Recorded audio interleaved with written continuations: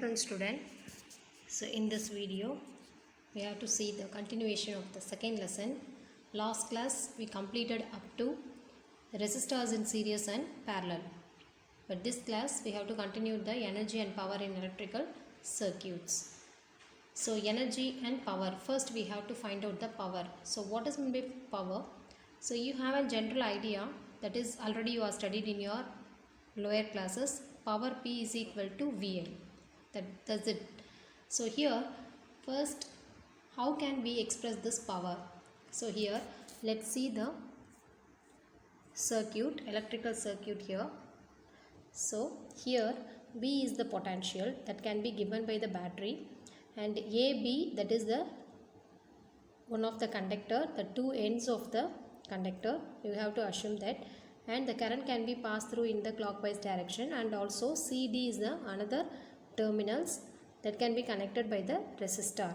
So here what happening means, when the battery given the potential, so when the current passed through in the clockwise direction, really what happened, the rate of charge can be produced. That is, here the work done can be done in the terminal of A to B, that can be gains the potential energy, and we have to connect it in the resistor also.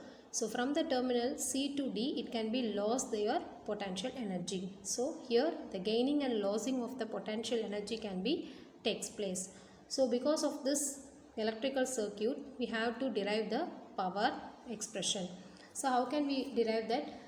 Generally the gaining potential energy is considered as dU. So dU is equal to, that can be considered as a work done. So generally you know that work done is equal to force into distance, isn't it? So here also dU is the potential energy, that is also work done of the positive charge, you have to assume that.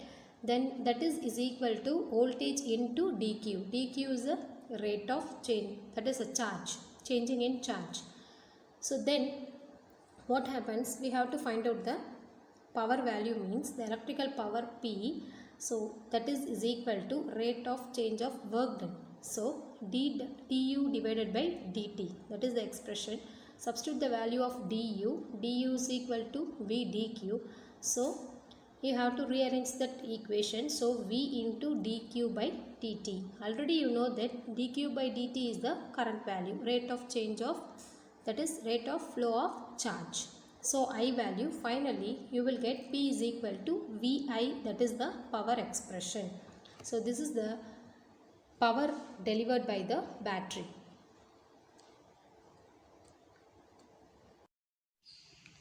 By using the Ohm's law, the power that is also expressed in other forms also. So using the, that is can be delivered by the resistor, by using resistor terms. So P is equal to IV. Instead of V, you substitute the value of VIR. So I into IR, I square R. And also in terms of substitute the value of I. So P is equal to IV. I is equal to V by R. So into V, V square by R. So that is also the other expression of the power. Then we have to find out the total electrical energy. Suppose we have to find out the electrical energy, that is total electrical energy, by used any device. So that can be the multiply of the power and time. So when it is in the on condition of the circuit, we have to multiply the power into time, that is considered as the electrical energy. So in our general practice, we have to measure that electrical energy in terms of kilowatt hour. Simply kWh, that is kilowatt. So 1 kilowatt is known as 1 unit of electrical energy. So kilowatt is a unit of electrical energy only, not a power, electrical energy. That is one of the important 1 mark question. So 1 kilowatt is equal to 1 kilo 1000. So 1000 watt, that is a power, 1000 into hour. 1 hour, how many seconds? 3600 seconds. So multiply these two terms and you will get finally 3.6 into 10 to the power 6 joule. So this is the value of one. So next topic, electric cells and batteries. So here in this picture it is a simple electric cell. It is one of the device so which the electric cell converts chemical energy into electrical energy and able to produce the electricity, and it contains the two electrodes that can be positive and negative terminals are there. So mostly we have to use the carbon for positive terminal and zinc for negative terminal, and it can be immersed a liquid.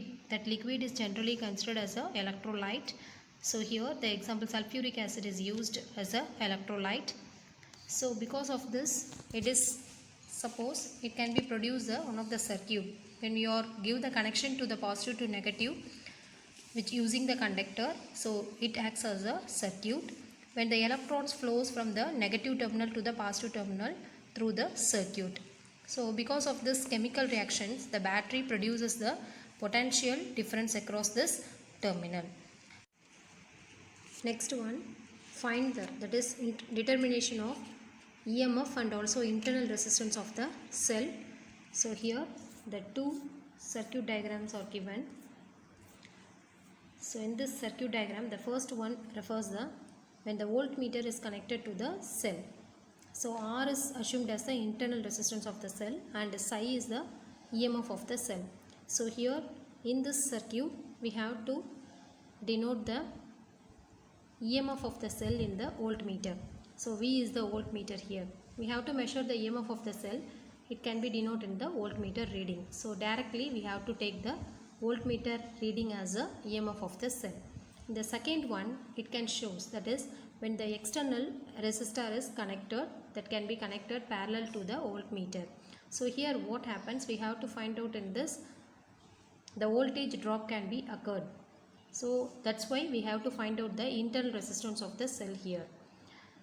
So let's find the internal resistance of the cell. First we have to find out the voltage drop in the resistor. So for V and R, and also we have to find out the internal resistance of the cell. Derive the determination of internal resistance. So the voltage drop across the resistor R is given by general equation V is equal to IR. So that is considered as a equation number 1. And also the potential that is voltage dropped across internal resistance R, that can be referred as V is equal to psi minus IR. That is equation number 2. So for this equation number 2, we have to rearrange it and finally you will find out the IR value separately. So IR is equal to V minus psi. So IR is equal to psi minus V. So convert the sign also. So you know that rearrange, we have to find out the IR value from the equation 2. So finally IR is equal to psi minus V, that is equation number 3. So now divide equation 3 by equation 1.